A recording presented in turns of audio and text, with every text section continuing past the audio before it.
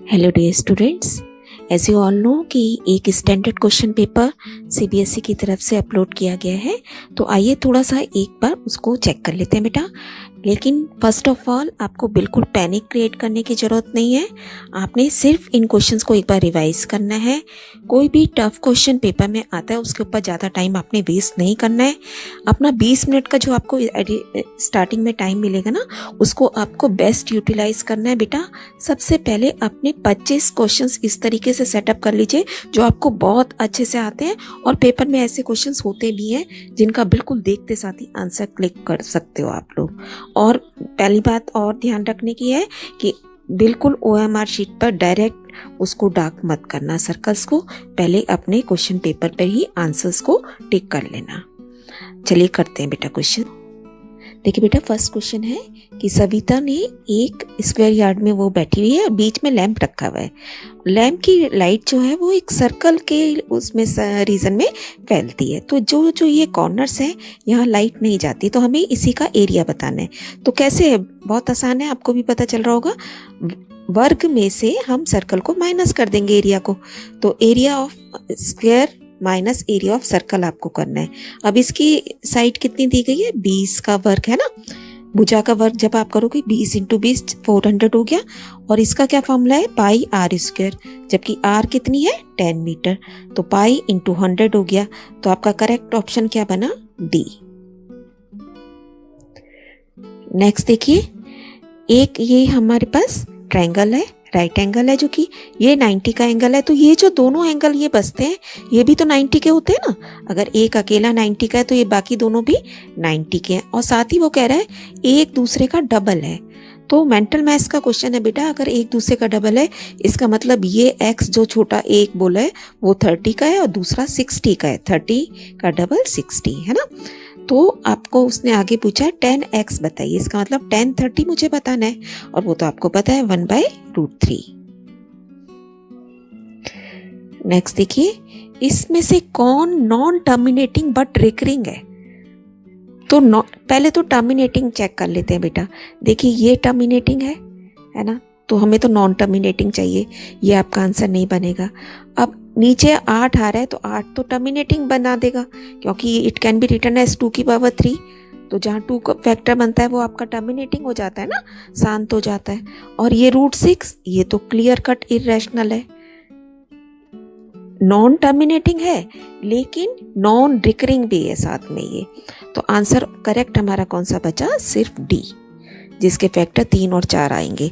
ये क्वेश्चन हमने पहले कर रखा है बेटा, आप लिंक ऊपर दिखाई दे रहा है आपको, डिस्क्रिप्शन में भी है, वहां से चेक कीजिए। नेक्स्ट क्वेश्चन है, ये हमें ग्राफ दिया गया है जिसमें 3 लाइंस इस तरीके से इंटरसेक्ट कर रही हैं। तो अब वो पूछ रहे हैं कि x + y = 6, x + y = 6 की लाइन है ये वाली, और px + qy की लाइन उसने ये वाली बताई है। तो कहता है बेटा कि ये दोनों रेखाएं कहाँ काटती हैं या इसकी सॉल्यूशन क्या है। तो आपको दिख रहा है, ये देखिए ये लाइन और ये लाइन मुझे चेक करनी है जिसकी सॉल्यूशन ये दिख रही है हमें, है ना। तो ये क्या पॉइंट है, यहाँ से 4 है और यहाँ पे 2 है, तो दैट मीन्स क्या सॉल्यूशन बनेगी, 4 2। x पहले लिखते हैं, तो answer is B. Next question है, हाउ मेनी जीरोस। तो बेटा 2 फैक्टर हैं तो 2 ही जीरोस बनेंगी, एक 2 और एक -3, तो आंसर क्या बना, सी। 10th क्वेश्चन देखिए, 1/tan थीटा + cot थीटा। हमने tan थीटा को लिख लिया sin/cos प्लस cot को लिख लिया cos/sin। अब इसका एलसीएम लिया, cos × sin आ जाएगा, फिर यहाँ पे बन जाएगा sin × sin थीटा, है ना। And this is cos × cos theta, और वो क्या बन जाता है, sin² + cos² इज 1, और ये नीचे की टर्म ऊपर चली जाएगी, cos theta × sin theta. Answer is a. Next देखिए, ये इस तरीके से फिगर हमें दी गई है और वो कह रहा है RPT एंगल RPT, यानी कि ये वाला angle is equal to RQS check करते हैं, RQS ये वाला है ना। तो ये एंगल इसके इक्वल है। अगर ये एंगल इसके इक्वल है तो लाइंस कैसी हो गई, पैरेलल हो जाएंगी और लाइंस पैरेलल होने से ये सिमिलर हो जाएंगे ट्रायंगल। अब कौन सा रूल आप लगाओगे? ये एंगल तो दोनों में, छोटे वाले में और बड़े वाले में कॉमन है, इसका मतलब दो एंगल्स बराबर है और दो एंगल बराबर होते ही तीसरा अपने आप ऑटोमेटिकली बराबर हो जाता है। तो सिमिलैरिटी के लिए कौन सा रूल लगा यहाँ पे? Triple A. अब बताइए इनमें से कौन रैशनल नंबर है? तो ये नहीं है, ये भी नहीं है और ये भी देखिए नॉन रिकरिंग है। तो कौन सा बचा? सिर्फ जिसमें सेम नंबर रिपीट हो रहा है। नेक्स्ट क्वेश्चन वो कहता है कौन से सिमिलर हैं ट्रायंगल्स, हमें बताने हैं। साइड का रेशियो देखिए, एक में 6/4 और बीच का है ना, तो SAS क्राइटेरिया हमें देखना है। अब यहाँ पे देखिए इसमें ये 9, 60 और 6/9 का रेशियो कितना बनेगा? 2/3 और इसका भी रेशियो कितना बनेगा? 4/6 का। लिख लेते हैं, देखिए 4/6 का रेशियो आप सॉल्व करोगे 2/3 आएगा। और अगर मैं 6/9 को सॉल्व करने लगूं दैट इज आल्सो 2/3। और अगर इसका चेक करें, इसका इधर 3 और 4, तो ये वाला तो बिल्कुल ही क्लियर कट नहीं है सिमिलर किसी भी तरीके से। अब इसमें देखना है ट्रायंगल का नाम कैसे लिखोगे आप। अगर मैं लेती हूँ RPQ, है ना, RPQ, तो बड़ी वाली साइड मैंने ली है, तो इधर से आप चलोगे XZY। अब यहाँ से चेक कर लीजिए RPQ XZY, answer is a. Next देखिए शून्यांक बताने दिए गए हैं हमें और बहुपद बताना है, पॉलिनोमियल हमें बताना है, जबकि जीरोस आर गिवन। तो बेटा हम क्या करते हैं, सबसे पहले सम निकालते हैं जीरोस का, फिर प्रोडक्ट निकालोगे, है ना। इन दोनों को जमा करके और गुणा करके हमने ये निकाल लिया। फिर बहुपद का हमें फॉर्मूला पता है, x² - sum into x plus product. Values रख देंगे, उसके बाद एलसीएम लेना पड़ेगा क्योंकि बटे की टर्म्स है यहाँ पे। 12 एलसीएम में गया और माइनस माइनस प्लस बन के 5x - 3, option is a. Next देखिए, किस संख्या को 2 या 2 से अधिक अभाज्य गुणनखंडों के रूप में लिखा जा सकता है इनमें से। और बेटा फंडामेंटल थ्योरम ऑफ अर्थमेटिक कहती है कि किसी भी नंबर को हम उसके प्राइम फैक्टर्स के मल्टीपल्स के रूप में लिख सकते हैं। तो आंसर आपका बनेगा ऑल। नेक्स्ट है प्रोबेबिलिटी का क्वेश्चन। देखिए किस तरीके से डायग्राम बना के दिया गया है कि लाल गेंद आने की प्रायिकता किनमें समान है। Picking A red ball is same probability of picking A red ball. तो देखिए इसमें क्या बनेगी, 4 रेड बॉल्स हैं और टोटल कितनी हो जाएंगी 8, तो प्रोबेबिलिटी क्या बनेगी 4/8, दैट मीन्स 1/2। इसमें चेक करेंगे 3/6, दैट इज अगेन 1/2। लेकिन इसमें जब आप चेक करोगे 4/6 2/3 बन जाएगी। तो किस किस में सेम हो गई, 1 और 2 में, आंसर इज सी। नेक्स्ट देखिए 1245 अगर P और Q का फैक्टर है तो इनमें से किस किस का फैक्टर होगा, जमा करने पर भी होगा, गुणा करने पर भी और भाग करने पे भी। तो ऐसे केस में बेटा ये आंसर सबका डी बनेगा, क्योंकि अगर इसको जमा करोगे आप 1245 इसका फैक्टर है तो जमा करने पे भी आप उसको कॉमन निकाल सकते हैं, है ना। तो ये इस तरीके से सबका फैक्टर होगा ये। नेक्स्ट है इनमें से कौन सी प्रोबेबिलिटी कभी नहीं हो सकती। तो हमें पता है एक तो माइनस में नहीं हो सकती और एक से ज़्यादा नहीं हो सकती। तो कौन से ऑप्शन आपको नहीं लेने, एक तो 1 नहीं लेना है। इनमें से, यहाँ मैंने गलत लिख दिया है, इनमें से कौन प्रायिकता हो सकती है पूछा है उसने, है ना। तो हम पहले काट लेते हैं उनको जिनको जो नहीं हो सकती। ये देखिए 1 से ज़्यादा है, 1 पॉइंट कितने भी बहुत ही कम है, लेकिन बेटा ये 1 से ज़्यादा माना जाएगा ना, तो इसलिए ये 2 ऑप्शन नहीं लेने हैं आपने। तो हमारा करेक्ट ऑप्शन बनेगा 2nd, 3rd, 4th, 6th। 2nd, 3rd, 4th, 6th पे आपके पास आ रहा है डी। नेक्स्ट देखिए एक डायग्राम दिया गया है जिसमें एक ये विंडो बना रखी है इधर, और यहाँ पे एक फायर इंजन खड़ा है जिसकी हाइट 3 मीटर है। ऐसे क्वेश्चंस हम आगे भी करेंगे। देखिए ये 3 मीटर है और ये बेस 6 डिस्टेंस मीटर आपको दिया गया है, तो ये भी कितना हो गया 6 हो गया। अब हम निकालेंगे, देखिए जब ये एक समकोण त्रिभुज बन गया 6, 10, तो ये इसका परपेंडिकुलर कितना होता है, ट्रिपलेट हमें पता है 6, 8, 10 का ट्रिपलेट होता है। अब उसने पूछा है कि विंडो की हाइट ग्राउंड से बताइए, जमीन से बतानी है। तो 8 और ये कितना है 3, तो टोटल हाइट कितनी हो गई 11 मीटर। नेक्स्ट ये देखिए, इस तरीके से आपको पता ही है ए हम आंसर कब करते हैं, जब दोनों ऑप्शंस ठीक होते हैं, दोनों उसका करेक्ट एक्सप्लेनेशन होता है। और बी हमारे पास जब है जबकि सही है दोनों लेकिन करेक्ट एक्सप्लेनेशन नहीं है। और सी हमारे पास कब होता है, जब ए ट्रू है आर फॉल्स है। D when A is false R is true. तो अब हम देख लेते हैं। पहले उसने 2 पेयर ऑफ इक्वेशंस दिए गए हमें जो कि कह रहा है संगत हैं। तो हम चेक कर लेते हैं बेटा कि ये संगत हैं या नहीं। इसका कैसे बनेगा 9/6 and that is should be equal to 12/8। और थर्ड हमारे पास बन रहा है 7/14। तो इसका मतलब थर्ड तो इक्वल नहीं है क्योंकि ये 3/2 का रेशो बना रहा है। तो पहले दोनों इक्वल हैं, तीसरा इक्वल नहीं है। ऐसे केस में तो नो सॉल्यूशन होती है ना। तो इसका मतलब पहला स्टेटमेंट आपका रॉन्ग है। और ये सेकंड में इसने क्या कहा है, फॉर्मूला लिखा है कि कोई हल नहीं होता यदि पहले दोनों इक्वल होते हैं, तीसरा इक्वल नहीं होता। तो ये दिस स्टेटमेंट इज करेक्ट। अब हमें देखना है क्या आंसर हमारा बनेगा। A is false but R is true. Answer is D. 23rd question, 2 dice आपको उसने टॉस करा है और दोनों का जो नंबर आपको मिलेगा उसका प्रोडक्ट 12 आना चाहिए बेटा। तो देखिए चेक कर लेते हैं।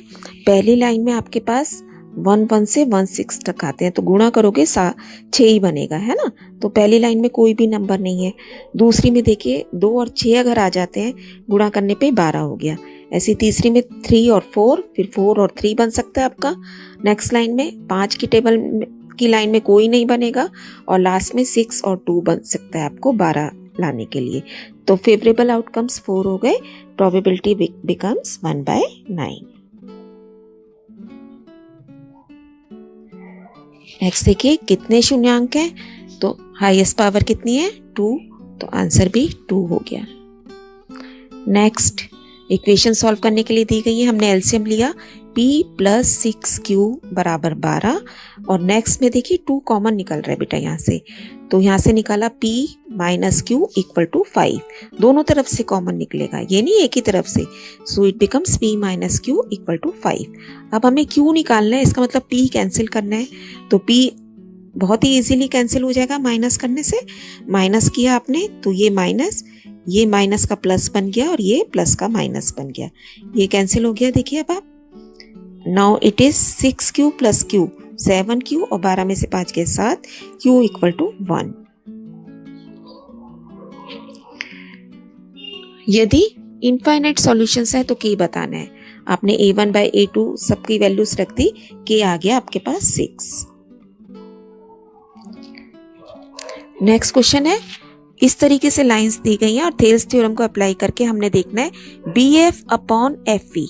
BF/FV किसके इक्वल होगा बेटा, BD/AD, है ना, क्योंकि ये लाइन इसके पैरेलल है।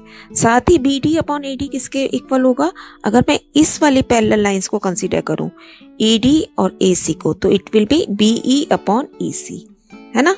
तो अब हमें फाइनली लिख देना है आंसर BF/FE उसने पूछा था, it is BE/EC B। Next देखिए ये हमें 2 पॉइंट्स दिए गए हैं, एक्स एक्सिस पूछा है किस रेशो में बांटेगा। तो एक्स एक्सिस पे आप कौन सा पॉइंट मान लेते हो बेटा, x0। और रेशो निकालने का हमने एक शॉर्ट ट्रिक सीख रखी है। देखिए क्या करना है, अपने इस वाले x को नहीं कंसीडर करो, 0 वाले को। तो हम क्या करते हैं -3 - 0 और फिर 0 में से इसका y, जो पॉइंट दे रखा है उसी को लेके चलेंगे। क्योंकि x हमें पता नहीं है इसलिए हम x को कंसीडर नहीं कर रहे। अब हम इसका y में से इसको माइनस करेंगे, फिर इसमें से इसको करेंगे, तो हमें रेशो मिल जाएगा। It is -3 - -6, answer is 1:2। ए देखिए कितना इजीली हमने निकाल लिया। अदरवाइज हम लॉन्ग प्रोसेस से k/1 मान के करते हैं ना, लेकिन यहाँ आपको शॉर्ट ट्रिक लगानी है। बताइए क्यों क्या नहीं हो सकता अगर टर्मिनेटिंग डेसिमल है, तो क्यों 2 और 5 के अलावा कुछ नहीं होना चाहिए। तो आप देख लीजिए, ये तो ठीक है आंसर, इसमें 3 आ गया, तो हमारा ये आंसर इस क्वेश्चन के लिए बनेगा, है ना, क्योंकि ये 3 नहीं आना चाहिए था।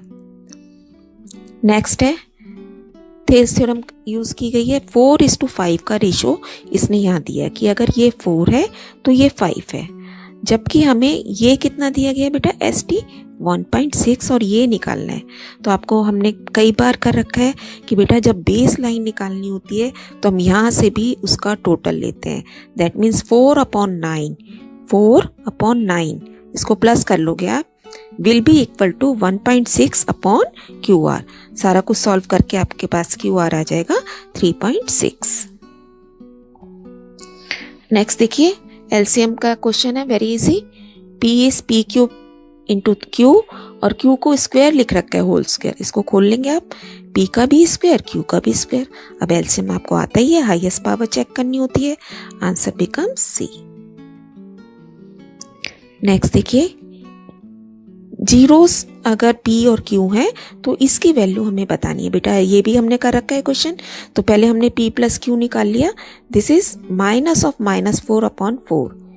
B बाई A करना है ना, तो it is 1 and PQ is C by A, that is 1/4। अब देखते हैं जो निकालना है, 1/P प्लस 1/Q। सिर्फ इसको सॉल्व करेंगे, LCM लेने पे PQ आ गया नीचे और ऊपर बन गया P प्लस Q। इस PQ को, प्रोडक्ट को बिल्कुल अलग रखा। अब बहुत केयरफुली आप वैल्यूज रख देंगे। P प्लस Q कितना है, 1 एंड PQ इज 1/4 और इधर भी 1/4 अलग से रख दिया।